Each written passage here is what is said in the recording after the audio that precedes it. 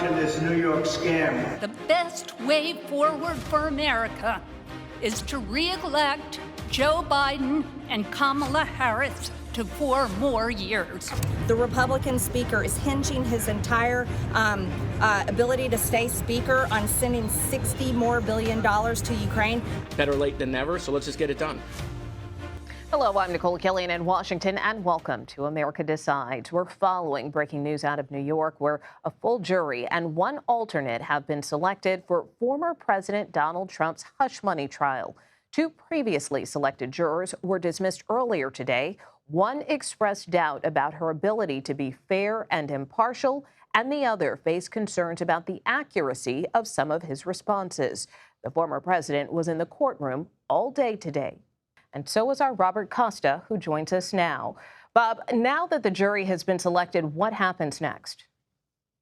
We're looking at opening arguments potentially starting now in the coming days. Unlikely tomorrow, though possible, probably more like Monday. This jury is going to really be set and ready to go. This was a really chaotic day here at the courthouse. I'm just steps away from the courthouse, stepped away to have a conversation. And it stumbled backward and forward, Nicole. You had 12 jurors now at the end of the day, 7 men and 5 women. But this was a process that was chaotic because it started with 7 today, then went down to 5 after 2 were dismissed, now back up to 12 with the jury being seated. And it's a complicated process. Lawyers close to both the Trump legal team and the prosecution say this isn't surprising. But here we are. The judge, Juan Merchan in this case, wants to move swiftly, and he's doing just that. And what has the former president's demeanor been like in the courtroom? The former president has been mostly muted today.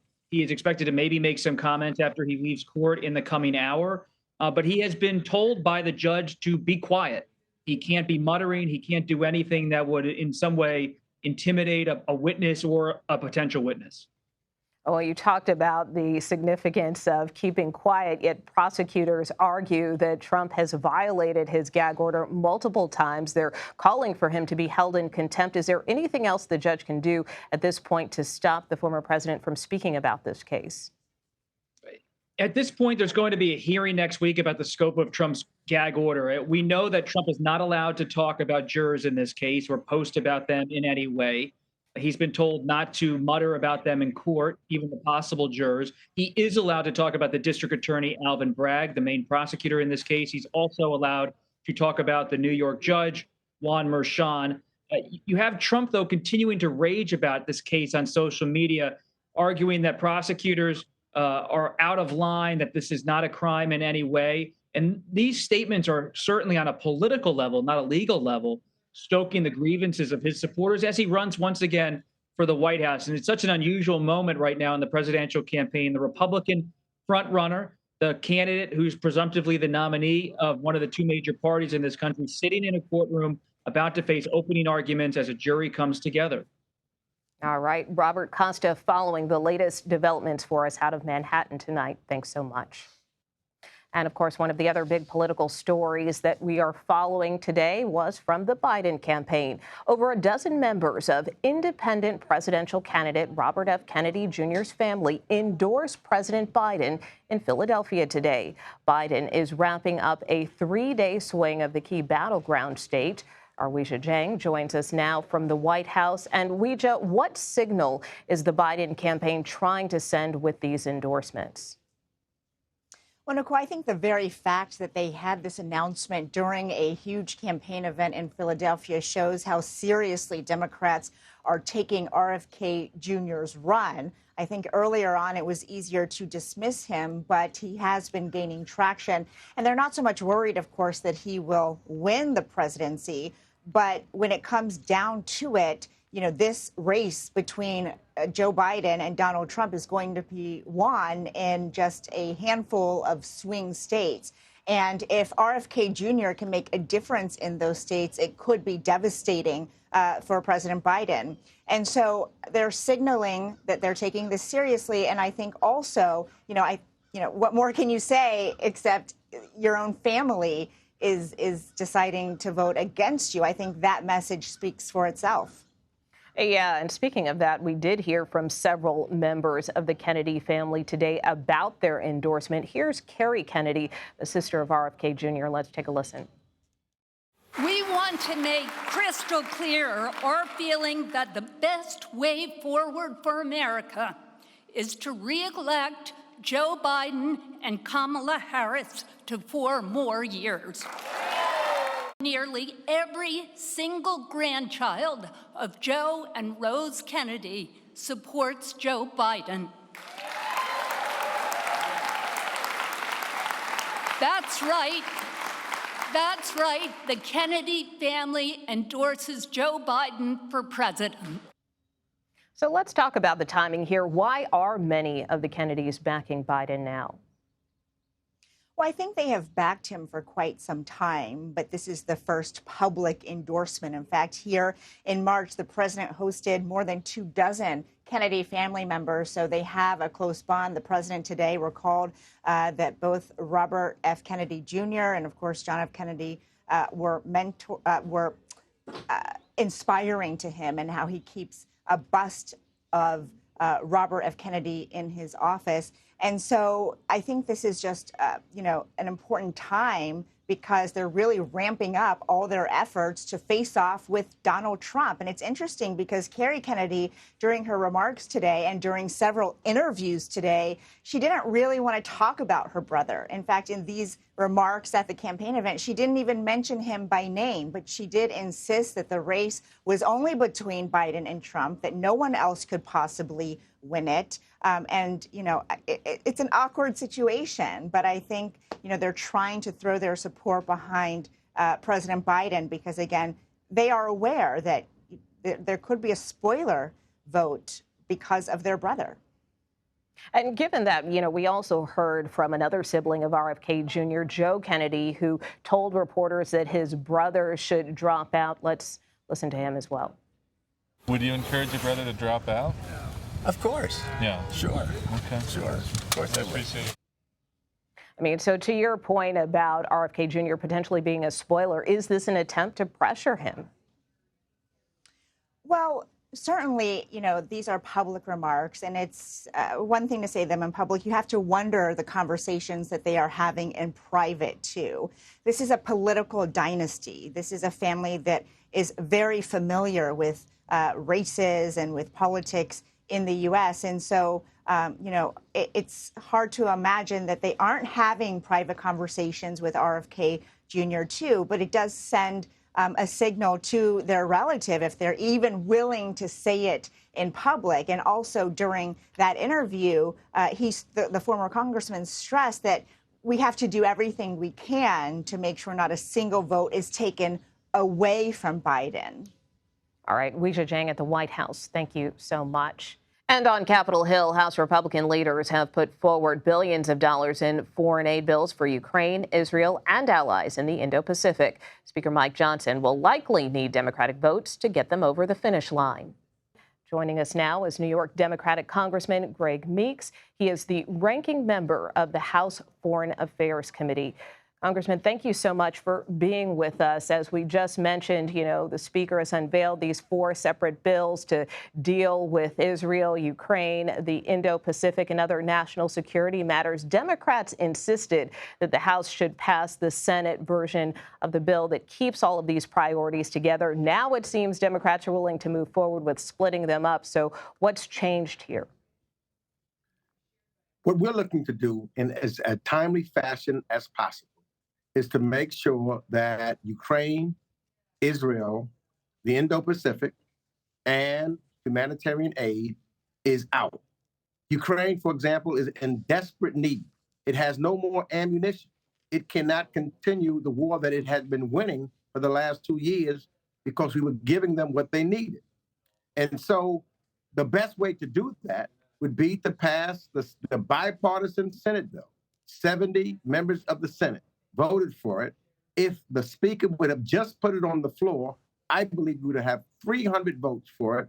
It would go immediately to the president's desk.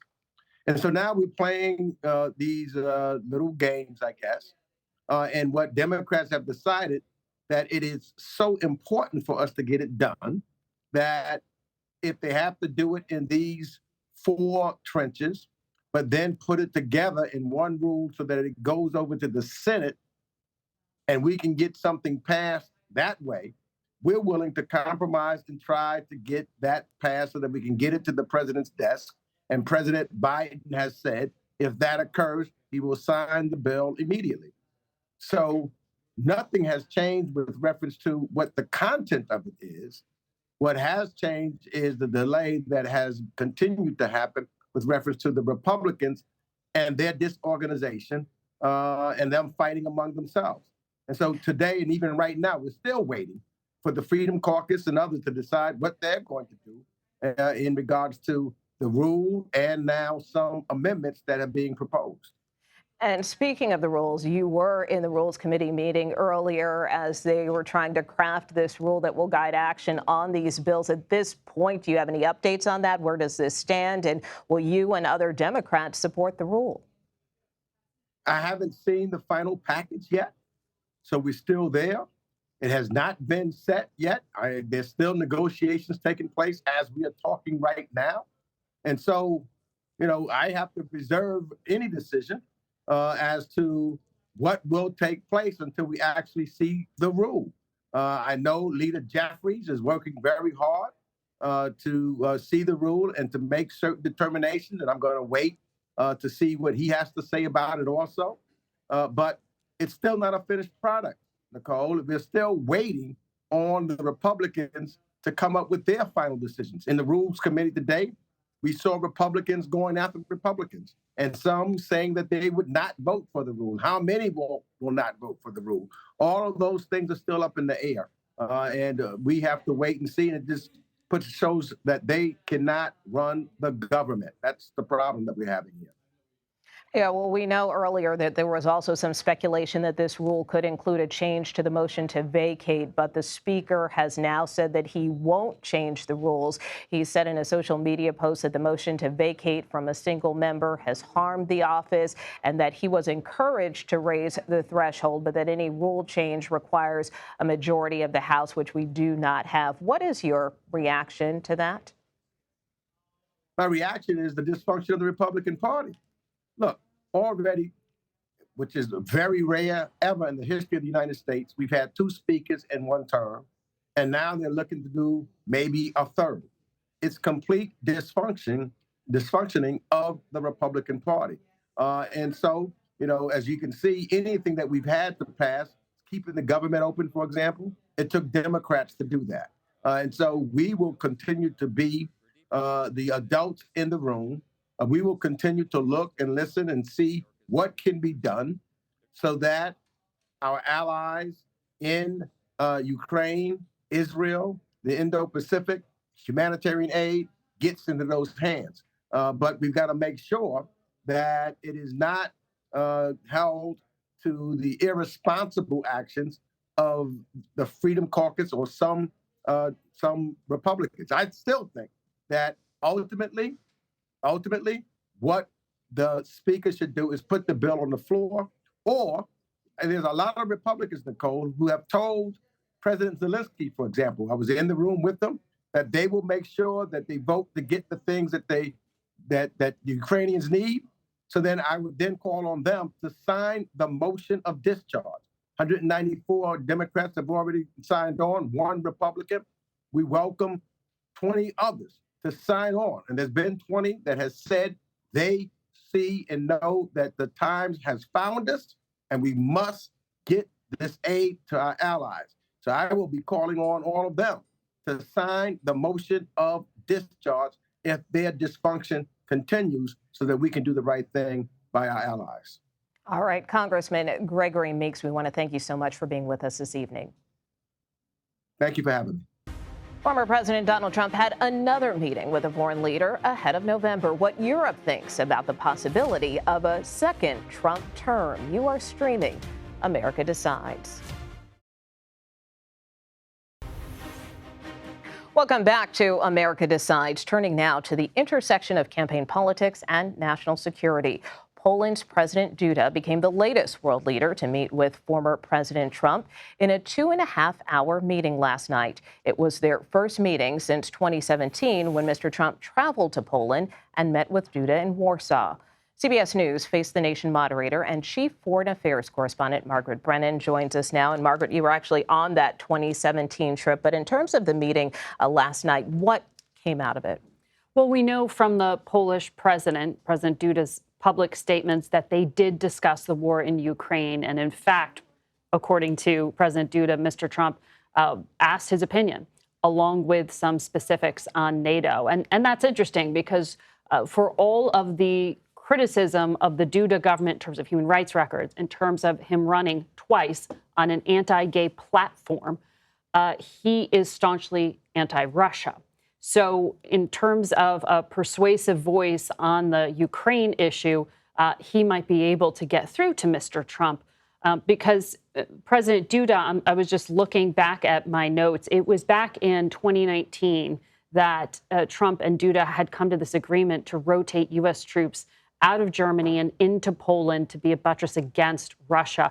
They, in fact, said they were going to call it Fort Trump.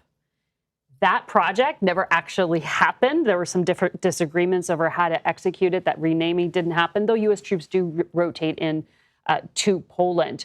But President Duda refers to those 4 years as significantly strengthening the Polish government and Polish security. So he has a very different view and characterization of what those 4 years of the Trump administration were about in terms of Ukraine and Russia.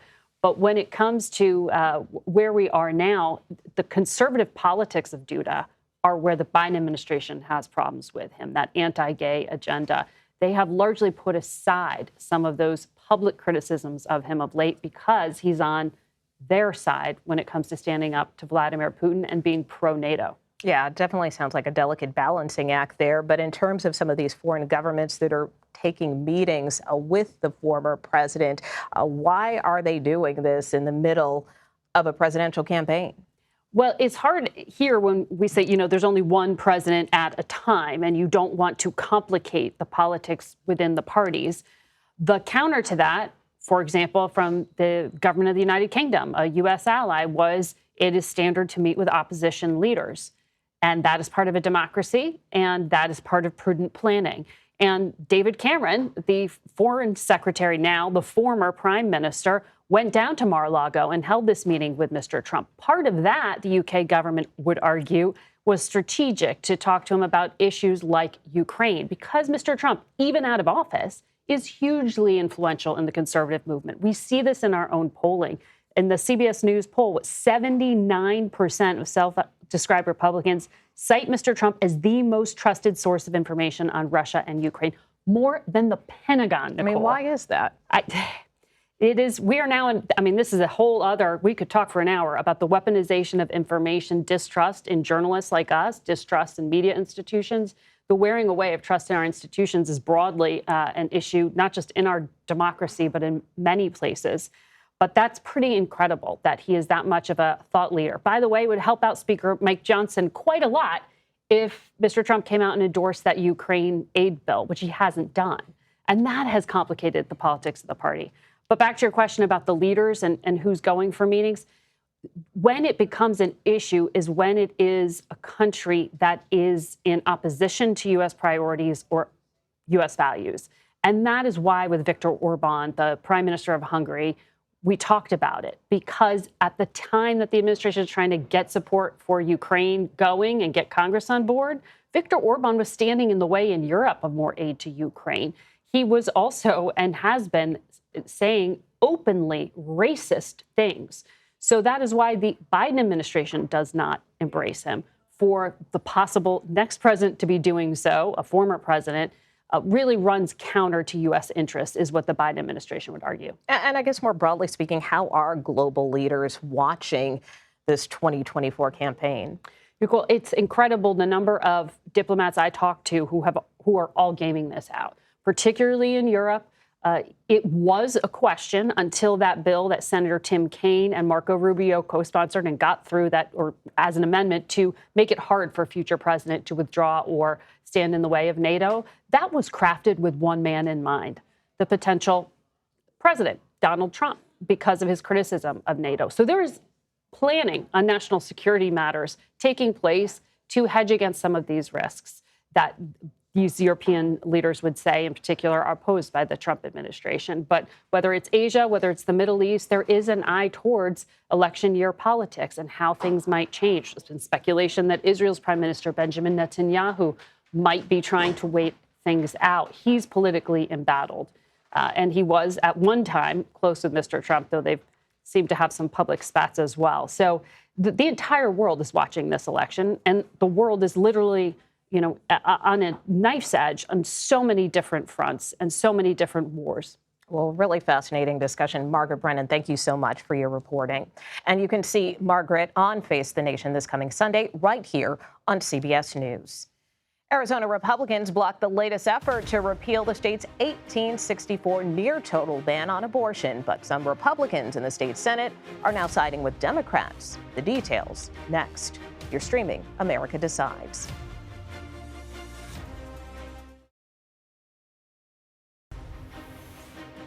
Welcome back to America Decides. Arizona Republicans blocked an effort to repeal the state's 1864 near-total ban on abortion for a second time on Wednesday. However, some Arizona Republicans in the state Senate sided with Democrats hours after the vote. That allows them to introduce a bill to repeal this measure, which could be voted on within the next few weeks. Our Shauna Mizell joins us now from Phoenix. And Shauna, why are Arizona Republicans suddenly split on the effort to repeal the abortion law? Well, we know that abortion is a sensitive topic that garners mixed emotions across the spectrum from voters and politicians alike, and that's certainly the case here in Phoenix. You had the State House Speaker say yesterday that some people think that abortion is murder of an unborn child, and when that Arizona Supreme Court decision came down that said that 1800s abortion ban could be enacted, you also had some Republicans immediately condemning that decision, but all of those mixed emotions and feelings have converged here on Phoenix, and these Republican lawmakers have effectively stalled any progress on repealing that ban. And so what's next for this abortion law, and how long do you see this playing out in Arizona? Arizona Governor Katie Hobbs is a Democrat. She said that she will continue to push the legislature to make some progress on repealing this ban. In the Senate, they were able to get a procedural vote passed, and they got the first reading of one bill. But the question is, what would happen in the House if a repeal effort makes it there? And we also know that there are organizers that have been gathering signatures in hopes of putting a constitutional amendment on the ballot this November that would enshrine the right to an abortion in the state's constitution. And CBS News polling shows abortion isn't one of the more important issues for GOP voters come November. So could situations like this potentially change that notion or those numbers? Right. Our CBS News poll showed that abortion was at the bottom of the list when it comes to priorities for Republican voters, next to foreign policy, polling at about 10%. But what really is important is how independent voters will feel as it relates to the issue of abortion. We know that Biden and President Trump will be making a play for those independent voters, and Arizona is going to be a key battleground state in the November election. It certainly will. Shauna Mizell in Phoenix. I'm sure you will be back many times. Thank you so much. And that does it for us today. Join us on Monday at 5 p.m. Eastern for a very special edition of America Decides. Starting next week, we will be permanently expanding to an hour-long show to bring you the latest CBS News reporting and analysis from Washington and from the campaign trail. You are streaming CBS News.